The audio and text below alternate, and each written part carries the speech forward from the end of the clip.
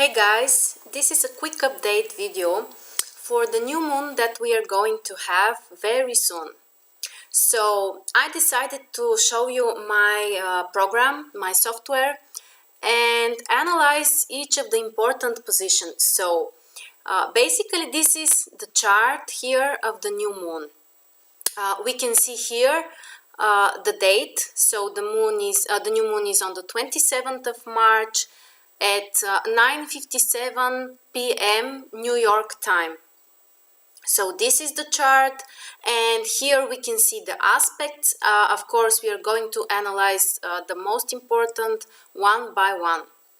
So first of all, of course, the most important is the sign. So this new moon is in Aries. Aries is the signs of the new beginnings. So generally speaking, we can say that that's the best time of the year when you can start something really important. Because there is a harmony in this case, especially between the energy of the sign, which is Aries, and the new moon itself. Because the new moon is the time when you can start something that you want to grow. And Aries as a sign is also related with putting the beginning of something which you would like, to invest a lot of energy in, and you would like to grow in the future. So generally we can say that's a wonderful time for starting different new things. So next we need to pay attention also that we have 6 planets in fire signs. So 5 of them are in Aries. We have the Sun and the Moon, of course. We have Venus, Uranus, and Mercury in Aries, and Saturn is in Sagittarius. So these are the fire planets. And 6 planets in fire signs is actually a lot of fire energy that we need to learn to manage with. The positive side, of course, it's related with being more initiative, being capable to take certain risks, to do something that you really want, to be more independent. Actually, everything which will help you to be more independent can be more favorable right now. And the downside of this is that when we have so much fire energy, we can waste our energy. We may not be capable, careful how much efforts we are putting in something, and it can lead to some kind of exhaustion. And of course, the negative side of this is that, if you're trying too hard to do something which is just not the right thing for you, you may put too much efforts, not in the right time, and the final result might be that you are just exhausted and you give up. So that's actually the challenge, especially for Aries as a sign. Not only because Aries are capable to start something, of course we know that, but the challenge here is actually to be more stable in your efforts, to be more consistent in your efforts. And what's interesting here that so the ruler of the new moon and the ruler of all these planets in Aries is of course Mars. And we can see that Mars is in Taurus right now. So Mars in Taurus is not in a strong position. It's a weak position for Mars because it rules the opposite sign. Mars is the traditional ruler of Scorpio, so Taurus is not a really strong position for Mars. And it means that we need, to be more, to try in some way to control this Mars energy. Because if you are too impulsive, you may not have, the inner capacity to handle the situation. So the most typical for Mars in Taurus is that actually is even people with Mars in Taurus in their birth chart, but also when we have Mars in Taurus in the transits, like now, it means that we need more time before we are able to start something.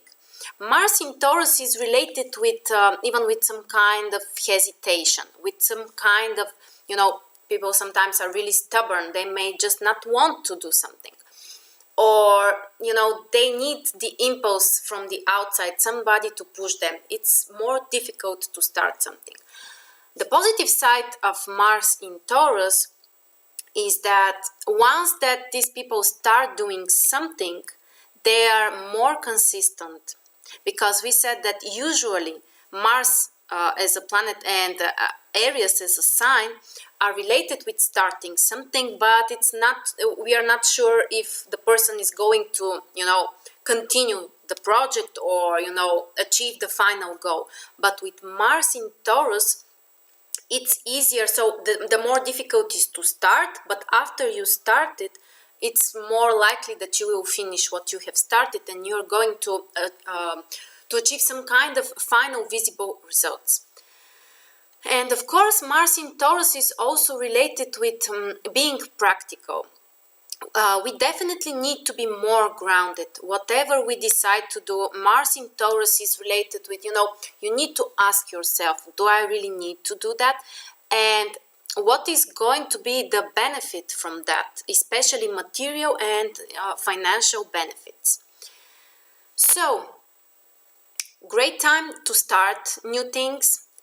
Aries and the new moon in Aries can charge you with, the desire to take certain risks.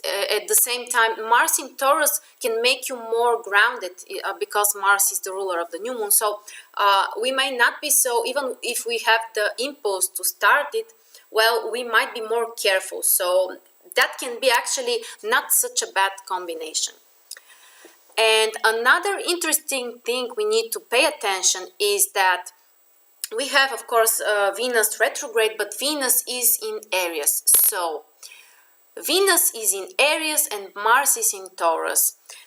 This is called a mutual disposition because Venus rules the sign where Mars is, and Mars is ruling the sign in which Venus is right now. So this combination is called the mutual disposition, and it's considered to be a very strong connection between the planets, almost as like they're in conjunction. So it's not a real conjunction, of course, but it's very similar because there is an exchange of energy between the planets. And Venus and Mars, they can bring a lot of passion when they're connected. It doesn't matter if it's in the birth chart, in the transits, or whatever there is.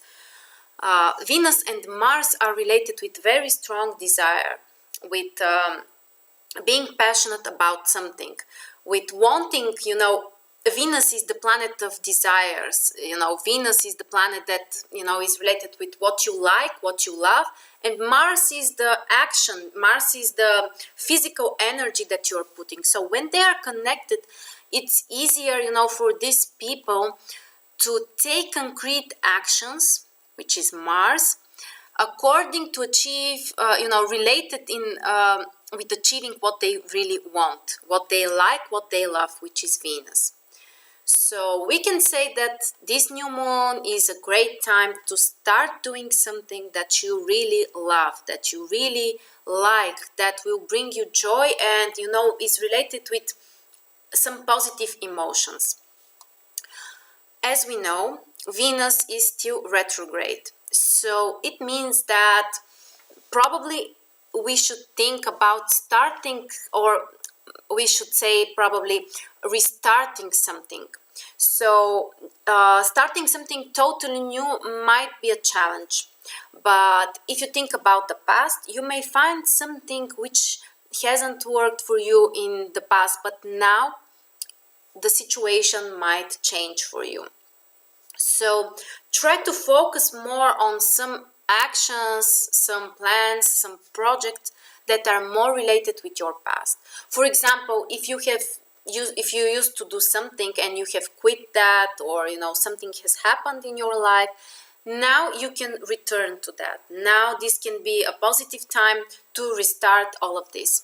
And of course, Venus is in conjunction with the new moon here. So Venus is on the 8th degree, and actually here you can see the exact degree of each planet. So as we can see, the full moon and the new moon are on the 8th degree. In Aries, here is the sign, and we have here Venus on the 4th degree in Aries, and you can see all of the other planets here. So we see that Venus is in conjunction with the new moon, and it means that we are going to probably put a lot of emotions in the things that we are about to start right now. It won't be something that we have to do, that we are forced to do, but it's more like what we want to do, what will make us feel happy and will bring some positive emotions. Of course, Venus is always related with emotions, with relationships and connections with other people. So we can say that the emotional and the relationship topic is also very important. It can be a restarting of an old relationship, you can meet partners from your past and so on. And you can be the initiator, because Aries is the sign which, brings the impulse, which starts the actions. What else do we have? Of course, in Aries we have also Mercury and Uranus. They're quite, there is a little bit bigger orbits between them, but we can say that they're still influencing each other. So they're also important, especially Uranus, which is closer to the Sun and the Moon.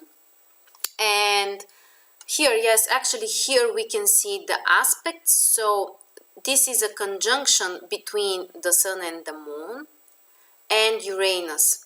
You see, here is Uranus, and here we can see the aspect. So we have a conjunction. Yes, it's a little bit wider as an orbit. It's almost 16 degrees, but they're still in some kind of connection. And it means that, first of all, there can be a lot of excitement in what you're about to start. Something, like a surprise might come up for you. Something really unexpected, something more, sudden. Of course, it can be both positive or challenging. But if you're willing to make some kind of change, if you're willing to, stop doing something and start doing something new, then Uranus in conjunction with the new moon is actually a very supportive aspect for you. Another aspects that we have, so here we can see them. Of course, we have, this is the conjunction between the Sun and the Moon, which is basically the new moon. We said that we have Venus, which is very close, around 4 degrees from the new moon. So it means that, as we said, the topic about relationships, emotional connections with other might be really important. Then we have this aspect. This is between the Sun, of course, and the Moon, and Mars. And this is a more untraditional, not one of the most common aspects. This is called a semi-quintile. It consists of 36 degrees. So for some of you, this might be a new aspect, so I would say just a few words about it. This aspect, which are green, so these green aspects, they're called creative aspects. They're not so popular, but they can be very important. And these are actually the aspects related with changes. They have a very interesting influence, which is not so visible, they're not so stressful like the squares, like the oppositions. They're more like a secret aspect. And they provide us some new opportunities for changes. And the most interesting for all of the creative aspects, and the semi-quintile is one of them, so the most interesting about them is that they bring us some kind of choice. They're related with some kind of choice. So we are not forced to do something, but instead we have the option to do something. We have the choice. And with Mars, it's actually a positive combination. So basically the creative aspects can be considered as positive aspects. And here it's a positive combination that actually the Sun and the Moon are in a positive harmonious aspect with the ruler of the new moon, which is Mars. So we can say that this is a very supportive aspect for all of us and for starting new things. But as I said, You have the option, you have the choice, and it's up to you. If you will take these steps, you are not, you are not forced to do these steps and to take these concrete actions. But if you really want, a little bit of support from the outside, from the circumstances, to start doing something, to be more initiative, actually the whole new moon and this aspect can support that very much. Then we have an opposition. This is an opposition between Jupiter and the new moon, between Jupiter and the sun and the moon. The orbis is quite big, so it's almost 12 degrees. So we can say that this may not have such a strong influence. The maximum orbis which I use for the oppositions is 12 degrees, so it's actually almost on the limit. But we can still take that in mind. And the opposition between Jupiter and the new moon means that we may have a lot of desires. You may want to do too many things at the same time. Jupiter is the planet of abundance. Jupiter is the planet of growth, of new opportunities, of developing something, of having luck. So even the challenging aspects, which is like in this case the opposition, even they can bring positive circumstances, but they include at the same time some kind of stress. But if you take the opportunities, you can use even this aspect as something positive. The risk here is that with Jupiter bringing so much abundance, actually we may want to start too many things. We can waste our efforts in too many directions, and this might be the challenge here in this situation. Jupiter also, the opposition of Jupiter is also related with the desire to feel admired by other people. You may notice that people around you might be, more sensitive on the topics like respect, like if they're admired, if they're acknowledged for their results, their efforts. And you may feel in the same way as well. You may want, to start doing something because you want to be respected by others, because you want to have success, because you want to achieve your results and to grow something. And this opposition also, because it's in Libra, can be related with the need to receive support from somebody else.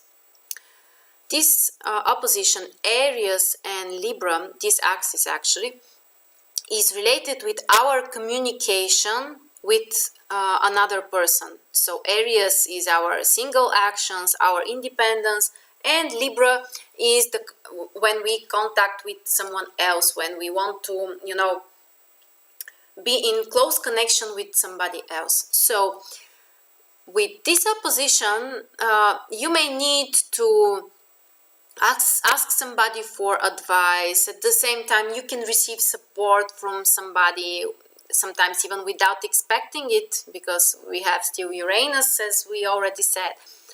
And it might be quite a surprise for you, but generally you should consider the option to ask other people for advices. Don't be afraid to do that.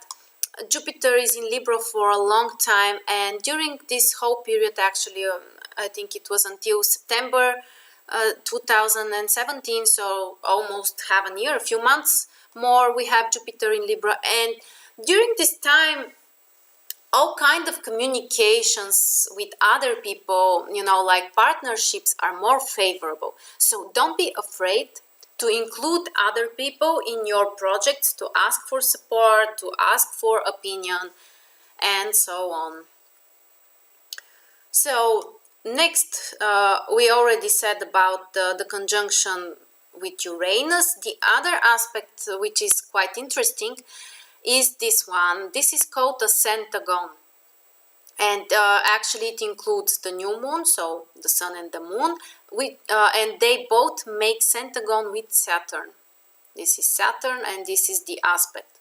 So the centagon is again a more specific aspect. This group of aspects are called karmic aspects. They are in violet. So what is typical for the karmic aspects? Usually they are more challenging. They are more close to the challenging aspects like the oppositions and the squares. But here we can say that again the influence is more secret. It's not so obvious, and the situations that are influenced from these aspects are very sudden and unexpected. So something really fast is happening, and you are forced to adapt to some kind of new circumstances. So we can say that this is a challenging aspect, and especially with Saturn, which is also a planet which requires some kind of serious efforts. So Saturn actually can bring the need to be more careful with your plans, to be more organized with what you are about to start, to be more structured. And in some way it's not such an like a question of an option or a personal choice. This may come from the outside. You might be a little bit forced to do that, and this can happen really fast. You need to react very quickly. So we can say that we have the positive supportive energy of Mars with the new moon, which is the semi-quintile here, which can bring us the desire to be initiative, to start some things, to take certain risks. But with Saturn making centagon at the same time, this can bring some kind of restrictions. This can bring even some kind of fears. So it's possible that you may feel a strong desire to do that, but you may have some kind of inner blockages that you need to overcome. And to overcome them, in order to overcome them, you need to be very organized, you need to be very strict in what you are doing, you need to be careful. So it's quite different from the energy of the Aries. So we can say that this new moon should be very interesting and different from the other new moons in Aries. And we can start a lot of interesting projects. The positive side of Saturn making aspect with the new moon is that it can make our plans and projects long-lasting. So if we said that usually with Aries and Mars, it's a question if we are going to finish what we have started, if we are going to achieve visible material results, or if we might give up at some point. But with the supportive, with the aspect from Saturn, this can actually support us and help us to be more consistent. Again, because this is a karmic aspect, the centagon, it may not be like a personal choice. You might be forced in some way. You may have to do that, but it's more likely that you will need to finish what you are about to start right now. So generally, these were the most important. Actually, these were all of the aspects which the new moon makes with the other planets. Now we can say a few words about the chart, and we can see that the ascendant of the new moon is in Scorpio. So very interesting that both the ruler of the new moon and the ruler of the ascendant of the new moon are the same. So it's Mars. Mars rules Aries and Mars rules Scorpio. So it makes Mars really important for this new moon. And as we said, it means that we need to be more careful, we need to be more grounded and practical about the things we are about to start. And with the ruler in with the ascendant in Scorpio, it suggests that we need to be more, not so when we start something, it doesn't necessarily mean that we need to make it official, because Scorpio is the sign related with secrets, with keeping something, doing it in private for yourself. So probably this is this new moon can bring you more success and can be more positive if you start doing something, but don't make it official at the moment that you are starting it. Instead, you may think about, start doing it, keep it for yourself, try to see how things are going to, to move in the future for you. It can be in the near future. And after having some stable final results, you can make it, like visible for others, and you can actually share it with other people. So doing something more secretly can be more beneficial for you. We have also the new moon, and actually all of these planets in Aries, they're in 5th house. So it makes really important the topic about love, the topic about romantic communication with others, which is all related with 5th house. It's also related with our personal desires. 5th house is one of the most important houses in the horoscope. It, defines your personality, your personal desires. So the new moon in 5th house is really the time to start doing what you want to do, what you really like, what will make you feel happy and, emotionally fulfilled. As we said already, with Venus retrograde in conjunction with the new moon and with all of these planets in 5th house, it can be a time when you can restart an old relationship, and you might be more focused on some kind of entertainments, on things that bring you joy, on some kind of hobbies, which is all related with 5th house. So this is an information that is, that's universal, that's for all of us. And each sign, of course, is going to feel this new moon in a little bit different way, because there are different layers depending on the house position of the new moon in your horoscope. And in my monthly videos, I have analyzed the position of the new moon for each of the signs. So now I can say probably only with one word where the new moon is for each of the signs. And if you want to, get more in-depth information, you may go to the videos or ask some kind of questions down below. So let's start with Aries. Of course, the new moon is in your 1st house, and it means that for you that's a great time, to start doing something, to be in front of, to be a leading, to be the leading person, to be, the person who initiates what's about to happen. So taking personal initiatives, taking risks, even starting different things, that's what the new moon is for you.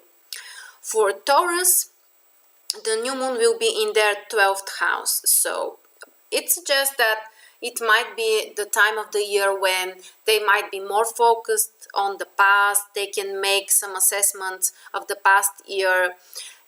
It's generally not the time to be, socially very active, Taurus. It's more time to, for example, if you're interested in spiritual activities, you can, dive into that topic, or just do something privately on your own, take a rest, and, focus more on analyze the past, what you need to separate with, and actually what the previous year has meant for you.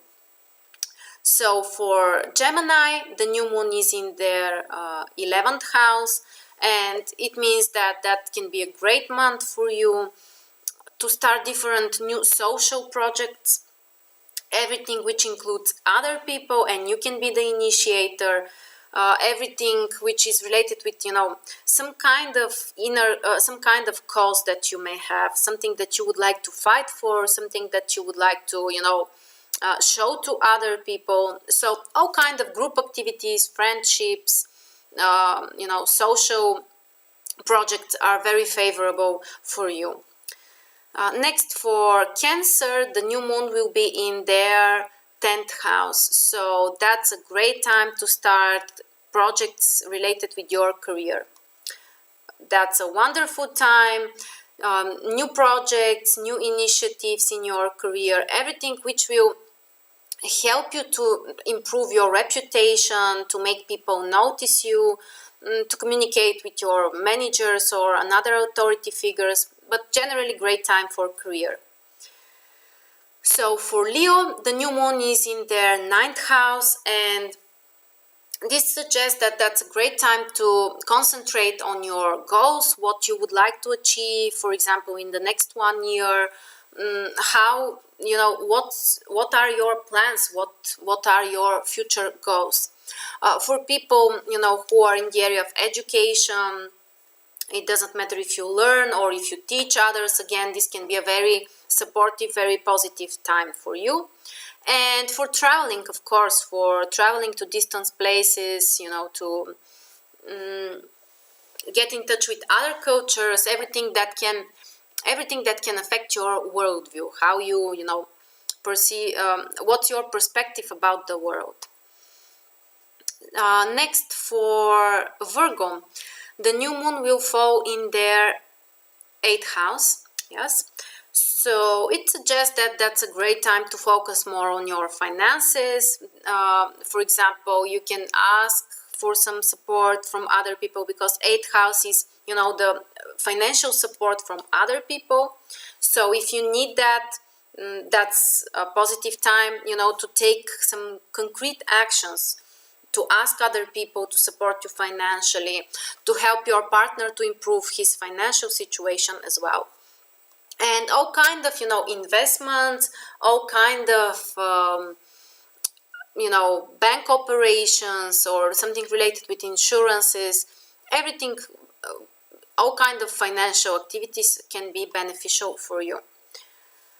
Next we have Libra. So for Libra, the new moon falls in their 7th house. So of course that's about relationships, that's about your marriage or communicating very closely to another person, everything which includes partnerships. So if you want to start some kind of project, consider the option to ask someone else for support. That can be a very beneficial strategy for you. So your partner, your communication with him, your relationship will probably be the most important during the next month. Next we have Scorpio. So for Scorpio, the new moon falls in their 6th house, and it means that this is a great time to start some kind of new work projects, to be more focused on your daily, activities, to put some kind of order, because 6th house is about, responsibilities that you need to take care of. So try to take care of your responsibilities as much as possible. And on your health, 6th house is about health, so paying attention on your health, starting a new diet, starting a new health regime, searching for a new therapist. This can all be a positive time for you. Next we have Sagittarius. So for Sagittarius, the new moon will fall in their 5th house, and 5th house is about everything that you love to do. It's about entertainment, it's about hobbies, it's about romantic relationships. So this can be actually a month related with entertainment and everything which is really positive for you. So for Capricorn, the new moon will fall in their 4th house, and it means that you may need to be more focused on your home, on some kind of everything related with property. You may prefer to stay more at home, or you may need to solve some situations, or just take concrete actions, start something new related with your home, property, or something with your family members. Next we have Aquarius. So for Aquarius, the new moon will fall in their third house. So it suggests that that's a great time when you may have some new ideas. You may communicate with more people. You can have a lot of contacts with others. For everyone who are writing or speaking or working in the area of social media, this new moon can be a great time to start a new project, to start something new in this area of your life. Of course, for traveling, especially for some kind of short trips, that's a great new moon for you. And also for education, everything which will, which is related with receiving new information, some details. All of this can be really positive. And last we have Pisces. So for Pisces, the new moon will fall in their second house. So this can be a positive time for your finances, for starting, something new that can bring you a financial success in the future. Of course, it's related with some kind of risk because of the sign, but all kind of initiatives can, be more beneficial for you if you try to be more practical, if you try to be more grounded, and focused on achieving financial results. So I can say that these were the most important things I wanted to share with you about this new moon. Again, it's on the 27th of March, 9:57 p.m. New York time. And thank you very much for watching this video. Please let me know if you like the way I explain the chart, the way I show you, the horoscope with the aspects here, the planets. Let me know if you have some kind of questions and if I can improve these videos in some way for you. So thank you very much, and see you around.